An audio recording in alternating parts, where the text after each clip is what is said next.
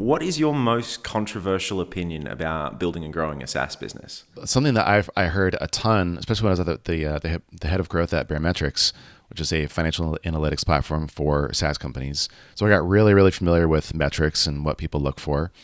And all the time I would hear people quote the classic LTV to CAC ratio. And that was like the one metric that's the most important. And if you can dial that in, then you've figured out growth. And all you need to do is, pour gasoline on the fire and raise some money and invest in marketing, essentially, right? And the rule was something like, as long as you have a 3-to-1 LTV to CAC ratio, then you have a good business, essentially. And I just couldn't agree less, or couldn't disagree more, because LTV is a metric that is not meant for SaaS companies. LTV was originally sort of a metric that was invented to help encapsulate the value created by customers over time over multiple orders. So if you're an e-commerce store, for example, and people buy a shirt and then they buy another shirt and then another shirt, their lifetime value might be 3 times their original purchase, right? And so if you're trying to acquire customers, LTV is helpful to know in that sense, because now you have a little bit more wiggle room to work with to acquire that customer than their first average order value. Now you can account for their second order value, or their third or fourth or fifth, and so on and so forth. The problem is that logic breaks down with something like a subscription, because in a subscription where there's recurring revenue, recurring value given, for one, there's huge variance. And so with SaaS, you can have plans that start at, $10 a month and go all the way up to $10,000 a month or even more, right? And so the lifetime value is going to be this average that is not going to be representative of what your customer base is really spending with you. So it's better to use a metric like average revenue per account or average revenue per customer, for example.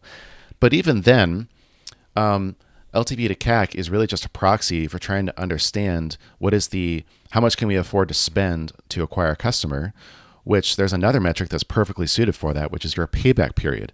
And your payback period looks at what is the average revenue per customer, and then divides that by the amount that you're spending on your customers.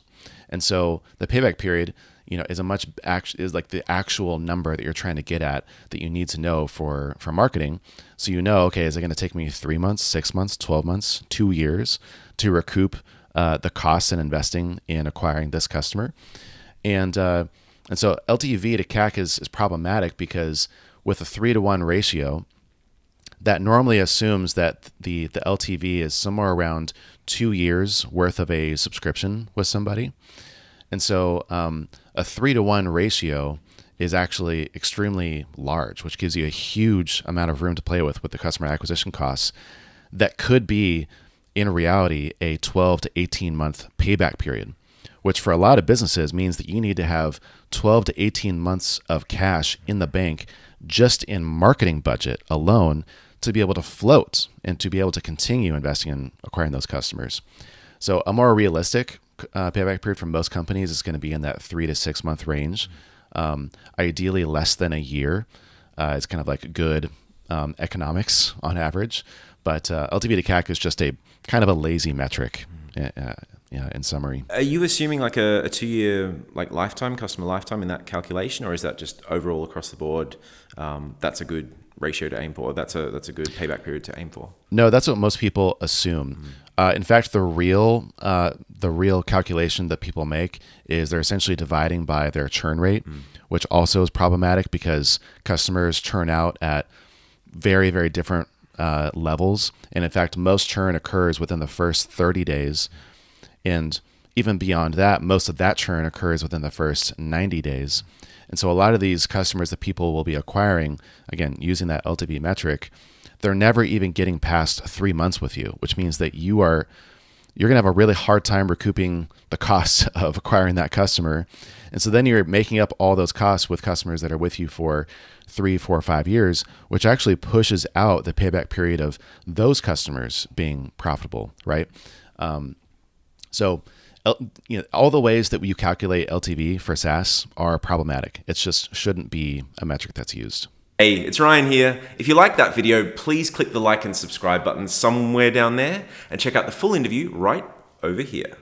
Go on, click it. You know you want to.